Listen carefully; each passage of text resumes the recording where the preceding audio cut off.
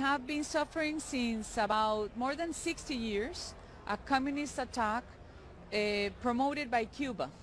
Cuba trained guerrillas in the 70s, but we have three different guerrillas beforehand: FARC, ELN, EPL, and then M19, who got trained in Cuba by Fidel Castro. We have been fighting against them, and when President Uribe arrived into power in 2002, after Uribe, he recovered the country, he returned the security for the people, and the people could work again. So after him came President Santos, and Santos betrayed Uribe and decided to sign a peace accord with FARC. And currently we have FARC in Congress, legalized, and FARC still violent in rural areas and split in two different movements. And we have again ELN empowered, and we have EPL who was destroyed completely again. They are doing a strike because they want to change the elections. The elections are next year in March. They want to twist the country up, and they want to take advantage of it. Look what happened in Peru.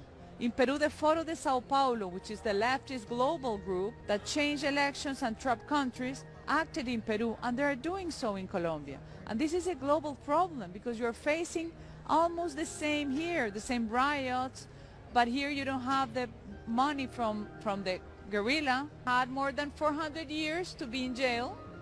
They are now in Congress, and in their Twitter they promoted, because they said that the government is dictatorship, the government is commit genocide.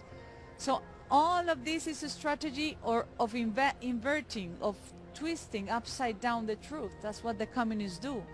What is really amazing is that they got 180 fake news through the media, and in 3 days the international human rights organizations got back attacking our police, to defund the police, to change the police. So it's the same guidance of what they're doing around the world.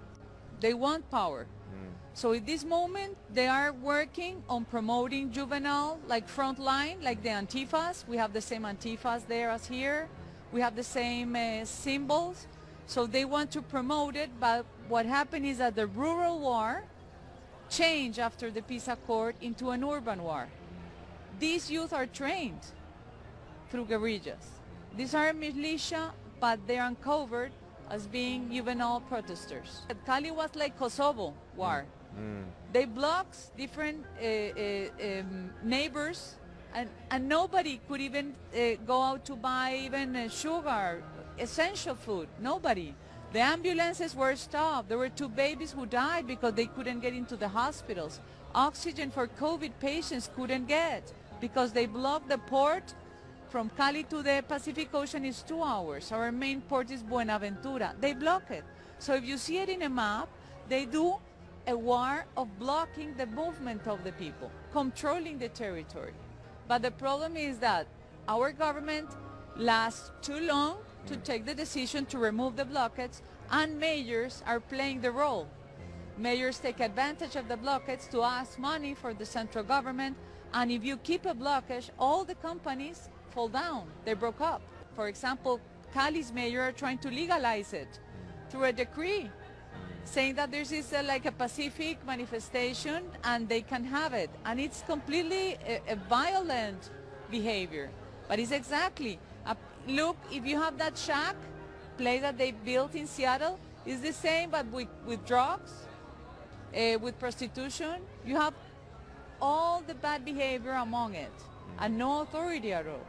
If we don't understand that this is a global threat for you in the US, for every one of us to lose our freedom, we will lose it. We have to know that the head of this is Foro de Sao Paulo, which has been built by Lula da Silva and Chavez, former Hugo Chavez, who's already dead. So they did this, and they created the International Progressists. So all these former presidents, who most of them were condemned in jail for corruption, created a group to distort the Latin American countries, to change it and to move it to socialism of 21st century. But that's communism with another coverage. It's pure Marxism.